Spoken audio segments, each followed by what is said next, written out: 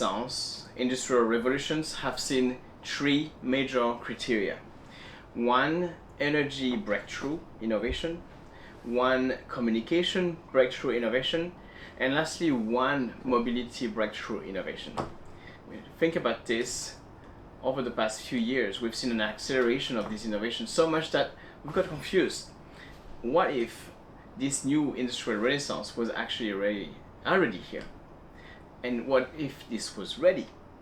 Well, for this panel, I've come across a few interesting people over the last year.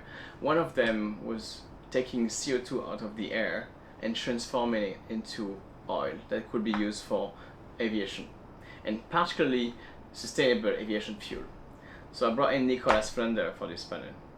On another side, I had the chance to meet this incredible founder with 20 years of experience building those nuclear power reactors in the US, and now starting his new designs, redesigning completely how these 150 years old technology have been produced, and now with much more smaller compact SMRs. I wanted to have them into a same panel, on the same room, alongside family offices that could not only get to talk about the experience investing in the field, but also share what is their vision. And those visions should be from people that we don't usually hear. So we got a very interesting family office from South America, one of the largest in Mexico, to share their perspective on how this quiet capital is actually walking the talk to make those innovations take shapes and happen. I hope you will have fun watching this, as we had fun crafting and architecting this. And yeah, this is the panel on energy abundance on the Quiet Money podcast. See you. Let me give you a short introduction about everybody. Nicholas Flander, on my left-hand side, is a co-founder and CEO of 12.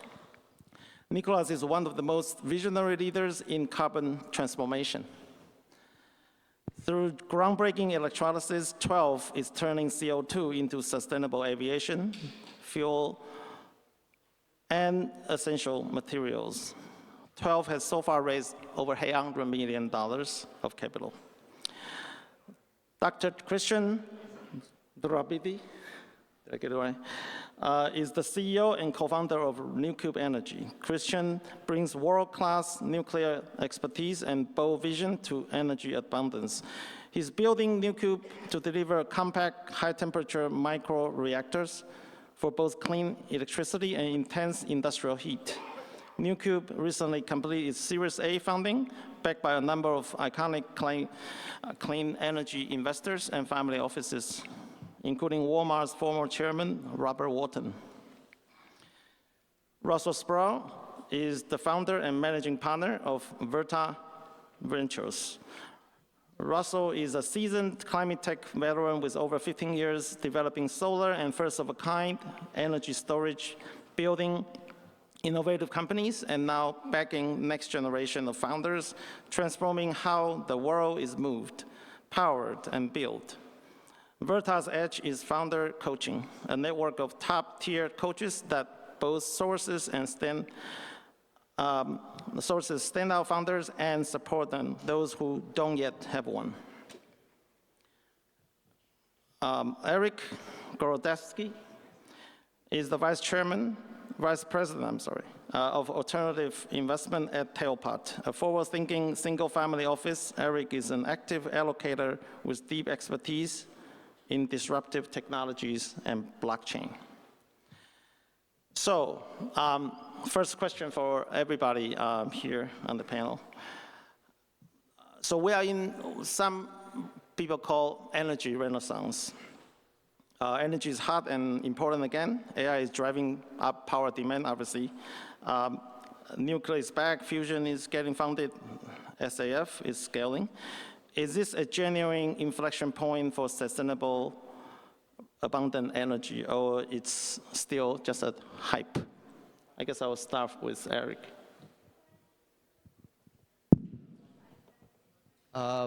Yeah, from our perspective, and obviously we're sitting at a higher level, being a family office, going through a lot of LP checks, eventually to companies. We try to differentiate between trend following and being more adaptive to evolving environments. So I think it's more nuanced within the broader energy question. If we look within the certain segments, there's clear tailwinds behind nuclear, seeing like 900 million in RFPs, whether certain parts are narratives being more ahead of the fundamentals, as we've seen some of the public markets retrace on some of the nuclear plays, has made it a little different how we approach it. We've also seen how policies affected different areas like solar and wind energy. So for us, it's more of a case-by-case study, but within the portfolio, I feel like a lot of these themes do sustain, whether we frame them as climate a few years ago. Right now, maybe it's more from an industrials perspective. I feel like a lot of the underlying portfolio still sustains across some of these themes, whether it's being framed one way or another. Okay, I want to have the capital allocator comment first. So Russell. Yeah, so I think the key here is that the boom around energy and this energy renaissance is now being driven by demand versus policy and subsidies kind of pushing.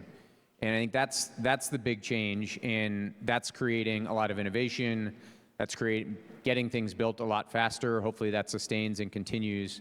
But I think the real question is, will this demand increase after decades of flat energy demand? Will this demand increase sustain itself?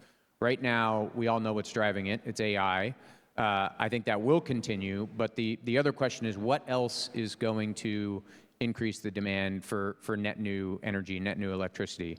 And I believe it's going to be electrification. Electrification of transportation, electrification of buildings. In the US, if we electrify transportation and buildings, we need to more than double, almost triple the energy capacity. That is orders of magnitude more net new energy than the wildest expectations for AI energy demand. So electrification in the long run, if you look at decades, I think is going to drive far more net new energy demand and far more innovation on the energy side than AI alone. And so that, for that reason, I think the hype is, you could say it's underhyped from an energy perspective and an electricity perspective. Nicholas? Sure. Hi, everyone. Nicholas, co-founder and CEO at 12. Building on that electrification theme, so at 12, we use clean electricity to convert CO2 into products like jet fuel or chemicals that are used to make everything from your running shoes to laundry detergent. And so we're really electrifying fuels, chemicals, and materials. So even beyond the built environment or data centers, I actually think one of the largest areas of electricity consumption in the future will actually be making e-fuels and e-chemicals. If you look at the decarbonization pathway for long-distance transportation or materials that are made from hydrocarbons, you still need carbon. So the question is, how can you make that without using petroleum? And making it through an electrochemical pathway has virtually limitless scale because of the amount of CO2 that we've already produced and continue to produce. So then really the limiting factor for how quickly this domain can scale is the deployment of clean electricity. So it's definitely along that theme, and it does follow within certain sectors.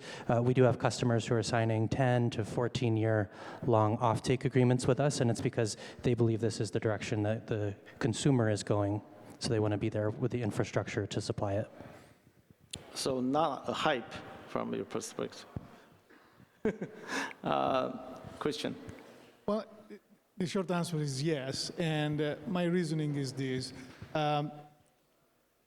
Until now, it was very difficult to introduce new technology.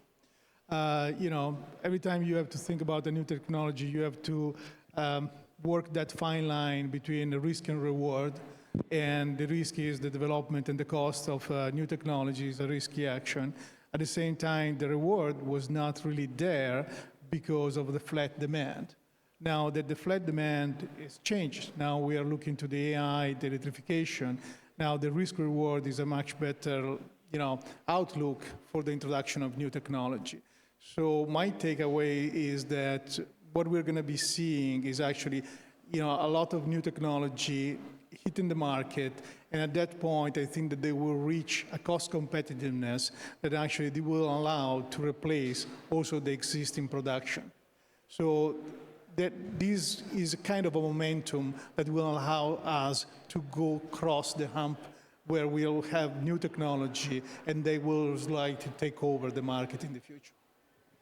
Okay, so we touched upon a little bit about AI, right? It's the elephant in the room. So I'd like everybody to, so this is for everybody. How do you look at AI? How is that impacting your company's funding, operations, and how are you positioned, either from investment standpoint or from operational standpoint?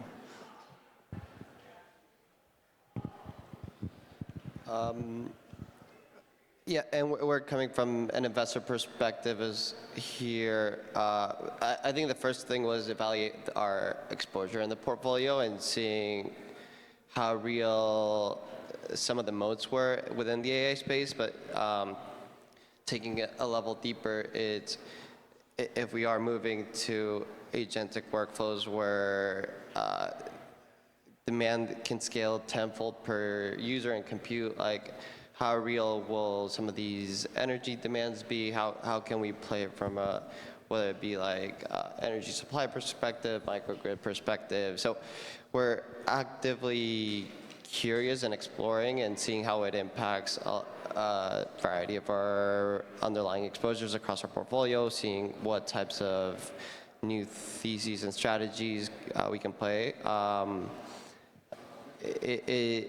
It's definitely a shifting target with how quick everything's evolving. I think there's no clear transparency yet, and that uncertainty for us just limits where we can invest until we fully understand all the nuances and implications of everything. Okay, Nicholas? Look at it from a couple different lenses for 12. One on the site selection side. So we build facilities that we call air plants. They turn CO2 into jet fuel and chemicals, and they use large amounts of electricity, similar to a data center. So in general, there's competition in certain parts of the US where there is a high concentration of data center build-outs. We tend to avoid those areas, and we also have shifted our project development strategy to rely as little as possible on the grid and instead power our facilities as much as possible behind the meter in order to minimize our cost of electricity. We're also able to operate much more intermittently than a data center can so that we avoid some of those capacity charges. But certainly over the last 2 to 3 years, it's really influenced where in the country we build our facilities. So that's one angle. On the other side, it actually does create additional demand for our products. So a lot of the hyperscalers actually use a lot of air cargo in the build out of those data centers and facilities. Many of those components are shipped by air all around the world before they get to the construction site. And so some of our large customers and investors include companies like Microsoft and Amazon, who of course use aviation fuel for passenger travel, but also in their supply chain. So we've seen a growing source of demand for that to decarbonize the supply chain around data center build out. Great. Russell? So again, from the investor perspective, so we have 31 companies in our portfolio, and about half of those at least started out as more pure software companies. We launched our first fund just before ChatGPT-1 launched, and so the world has obviously changed a lot since then. And when I look at the software side of our portfolio, I'd say 3 things have happened to those companies. A few companies, frankly, have struggled. They've struggled to adopt, they've struggled to adapt and move fast and really find what is defensible in their space and in their industries. Then there are some companies that have sped things up. They've grown a lot faster than, frankly, I initially expected and underwrote. But there's still questions, if they're staying pure software, there's still a lot of questions about long-term defensibility. Every release of Gemini or Claude or ChatGPT chips away at some of those moats. And so you have to stay one step ahead and be really strategic about what you're building, how you're building. And then there's the third bucket on the software side that have realized that they need to verticalize. They can't just stay software-only companies, whether that's an IoT device, whether that's a services layer, whether that's a financial or insurance layer. Verticalizing can, in some ways it's harder than just building software, but it can create more long-term defensibility and moats. And so we're seeing some companies do that. And then we have a whole host of hardware companies that are leveraging AI in many of the ways that Nicholas just described, so I won't go deeper into that now. But we're seeing massive impacts in the portfolio, and it's obviously really changed our perspective on what moats can endure over the long term and the types of businesses that we get excited about and invest in. Well, I guess that first of all, as an energy supplier, I mean, you cannot and you should not address the AI energy needs, right? So this is a major customer that just came in the landscape, and definitely we are looking in which way our product may address their needs. The other thing, and hopefully I have no customer in the room, but the reality is that the incoming of the AI in the energy market has created a squeeze. So there is scarcity of power, there is scarcity of energy, and if before you could actually get a natural gas power plant in maybe a couple of years, now is probably 5 years out. So there is a squeeze in the whole market, and that is a plus because we have a new customer. Moreover, the previous customer now they are squeezed because they cannot compete with the demand and the price that the data center are willing to pay. Okay, it seems that AI is creating impact on different aspects. There are pros and there are cons, but most likely you are taking advantage of the disruptions. What about politically? Over the past few years, there have been some regime changes, and how is the political environment impacting what you are doing? Ironically, last year was the best year for the climate tech clean energy index ever. So I'd like to hear, from everybody, how is the current political environment impacting how you are doing business? How are you investing? Maybe we'll start from Christian. Okay, so for nuclear is special in many respects, right? In the sense we live in a very highly regulated field, and we suffered for a long time from a very complex and time-consuming process for licensing of nuclear technology. Definitely, politically speaking, now we are seeing a much stronger support, and we are projecting shorter time for achieving license for our technology. So that is definitely a big plus for us. Great. I want Nicholas to talk about that from the operational standpoint. I'd say it's been a mixed bag.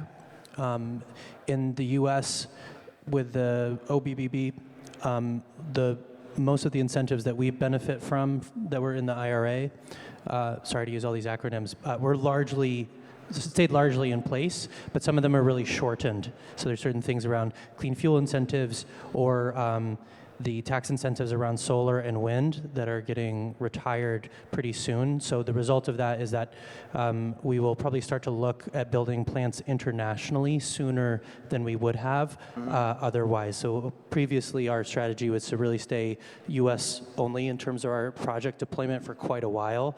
We will do that initially, but we'll probably be starting to look further afield to find the lowest cost energy globally. Okay, great. Eric from US. Yeah, from the way we've seen it, we're slow money. We try to take a long-term perspective. So looking at opportunities that are agnostic to political tailwinds or headwinds is more key. So looking for underlying opportunities that are not as dependent on credits or grants, but can be sustainable on their own is is important to us, but we're also not trying to time the market or play any bumps in the road. We take a long-term perspective that allows us to look out 10 to 20 years, see where the ball's moving, and try to play those. Try to play the cards with that in mind, not trying to time any bumps in the road. Okay. Next, I want to have the two startup founders talk about their product and their company a little bit, because they are good profile about what's hard and what's happening in the hard tech industry. From you, Christian, you are in the SMR industry, the small modular reactor. It's been a pretty hot sector. I think there are over 100 SMR companies worldwide now. Companies have raised billions of dollars and are being valued in the billions of dollars, publicly traded, even privately held. How do you think the whole SMR sector is in terms of meeting the targeted timeline for commercialization, and how do you position yourself to stand out? Great question. First of all, I think that the industry, between what I mentioned before, I would say a speed up in the regulation process, and the fact that there is a scarcity of power right now, which means that procuring one of our competitor technology like natural gas and so on is taking much longer. I think we are essentially being placed on the same timeline that our competitors as a technology-wise. So that really helped. Speaking about ourselves, as a company, we made a decision to design an incredibly simple reactor. So I think that we really started from scratch up, and I think that that will help us in the procurement, and so I think, and in the reducing the first-of-a-kind cost. So overall, I think that the decision to simplify the design paid back in catching up with the other competitors in terms of timeline. So we project 2029 to be our first operational reactor. Okay. Nicholas, I mean, you're doing something magical, turning CO2 into something useful. So how economical it is now, and do you see SAF getting to a commercial scale without subsidies, and how is the current Iranian conflict impacting your industry? Sure, I'll start with that. So the current context has really strengthened the value proposition of our specific way of making SAF, or sustainable aviation fuel, because we are making it from inputs where you can sign a long-term contract for them. So we can give 15-year pricing predictability to our customers, which, if you look at the volatility today, is a big value proposition, very different from the lack of predictability you see now. So we have contracts where we're telling our customers, here's exactly what you'll pay in 2039. That's because we use CO2, which we can get a long-term contract for. We use electricity, which you can get a long-term power purchase agreement, and then the rest is CapEx that we can then finance. Those three drivers are also the drivers of our cost down. So long-term, the marginal cost of making e-fuel will kind of approach the marginal cost of the electricity used for the transformation. So we need to make our process as energy efficient as possible and make the capital cost of our projects fall over time as we build a very repeatable and modular plant design. You've seen that done in industries like LNG and air separation units, where you can cut your capital cost in half by the time you've done a fourth project, just from the repeatability and modularity. So those are some of our strategies for getting our cost as close as possible to fossil parity over time. Okay. I wanted Russell and Eric to talk about what are the biggest trends you are seeing outside of, obviously, AI that is impacting how you invest now and next 12 months. That you are planning how to deploy capital. Are there particular segments that you focus on or are more interested in? Starting from you, Russell.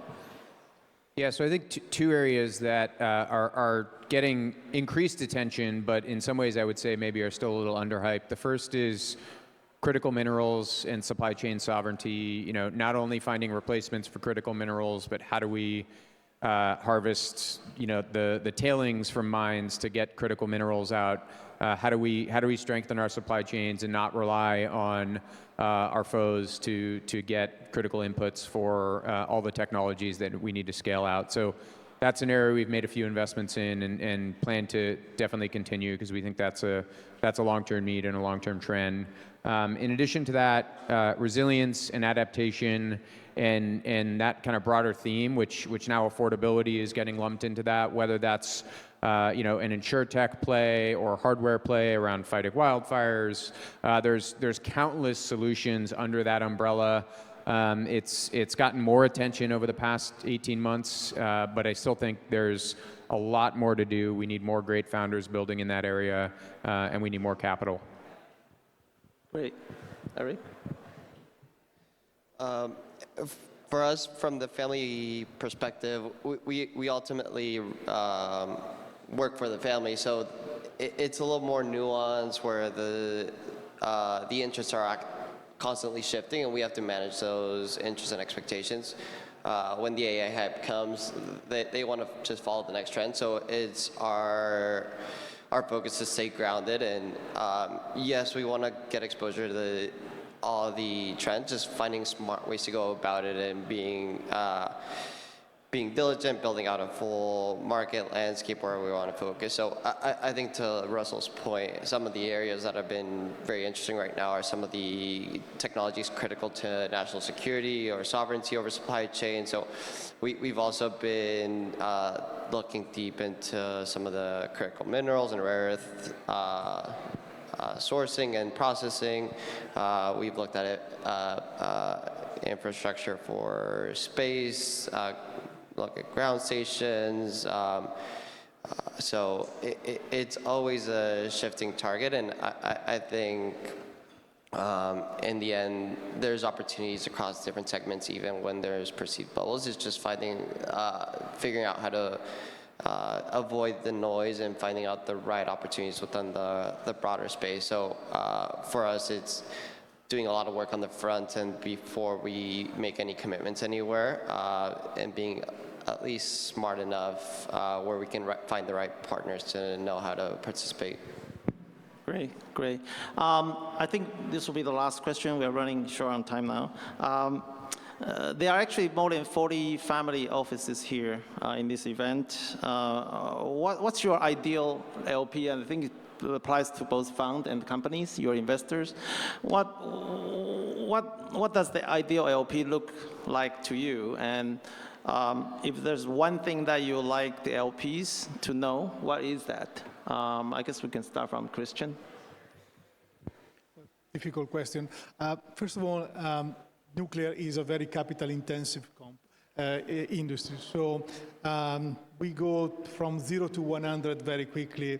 And I got this question, like, for example, for angel investor, can we invest in nuclear? Yes, there is a space. It's a very limited time window during which we do pre-conceptual design, and we are no hardware, pretty much. The moment in which we look to hardware, at that point, we are talking to several tens of millions of dollars. So that is a different type of investor, and we would really like to have partners. The other thing is that what we look in LP is actually possibly to be a strategic investor, so someone that could be part of our supply chain or off-taker of our power. That is things that we look, even if these negotiations, they become more difficult, because then there is more than just the financial transaction. Definitely they are worth to be looked into. Okay, great. Russell? So from the fund perspective, I think we really would love LPs that look like all the other LPs out there. We don't want LPs that are concessionary capital, and we would hope that LPs hold us accountable to drive top-tier returns. I think that's critical to this space. That's critical to these sectors and this ecosystem. LPs are going to be financially motivated, and hopefully GPs and underlying companies can drive top-tier returns. Now that said, at the early stage, we need LPs that are patient capital, that are willing to invest for 10 years. I think we need LPs that have an appreciation for the space. Obviously, AI we've talked a lot about today. It's a huge tailwind, but this isn't just a tangential play to AI. It's much, much more than that. And I think having an appreciation for that, while also expecting top-tier returns and being a great partner on that side. And then to the extent that you're strategic, as was just mentioned, that's certainly helpful. That's certainly helpful to funds and GPs and underlying portfolio companies, but it's not a necessity. Patient capital that's in there for the returns, that doesn't have a strategic angle is fine as well. So, we're not looking for some unicorn LPs that are different from all the other LPs out there. We want to drive top-tier returns and attract the same LPs that every other fund, whether it's a generalist fund or an AI fund or name your buzzword. So that's how I think about it. Great. Nicholas? Sure, a few attributes of the ideal LP. I'd say a rapid and transparent decision-making process. I'd say alignment with the vision and orientation toward what we are doing, which similarly is a hardware, hard tech, industrial tech business. So that with that alignment, that they continue to provide follow-on capital, both in rapid growth phases, but also in those periods of time where things are difficult, right? These are really hard to bring these technologies to market. So having investors who are there alongside you for the entire journey is what we look for at 12, and what we've been very fortunate to bring on in many of our investors on the cap table. And then I'd say bonus would be introductions to or acting as a customer off-taker, and certainly being a catalyst for other follow-on capital from other investors. So being a node, those are things that I appreciate. Great. And we're LPs ourselves, so I can share a little bit about how we approach the space, but we've seen a lot of other family offices try to go through the learning curves, try to play the space themselves, try to go direct, and it just typically has not ended well.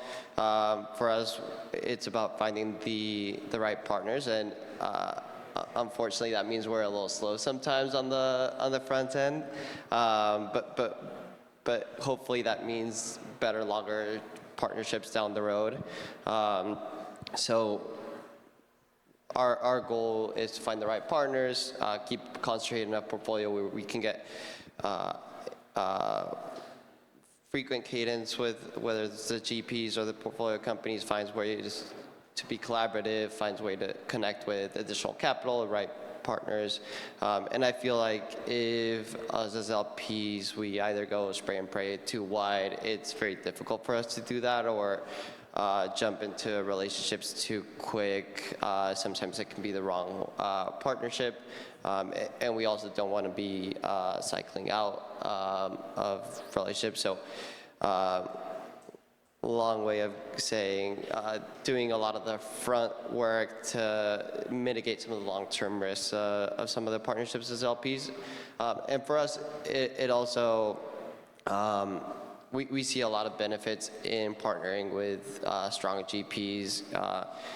We cover so much breadth that we need support in finding the right technical advisors and knowledgeable partners within different segments to go much deeper than we can to remove some of the technical risks, especially across some of these hardware-related segments.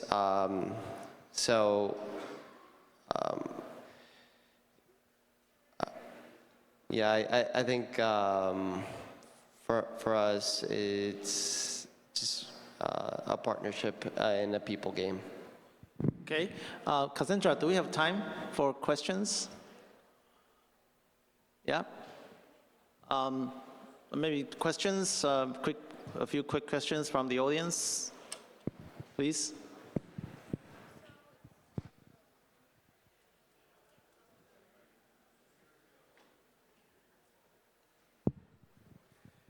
Hi, thank you all so much. So my question specifically for SAF particularly around policy, so like 45Z and the influence of like y'all moving out of domestic production because of that, and how you're handling that. So just what's the influence of policy on our strategy, or? Yeah, so 45Z is a clean fuel tax incentive. That one, we actually, our expectation is that it'll continue to get renewed, similar to some other, like the RFS.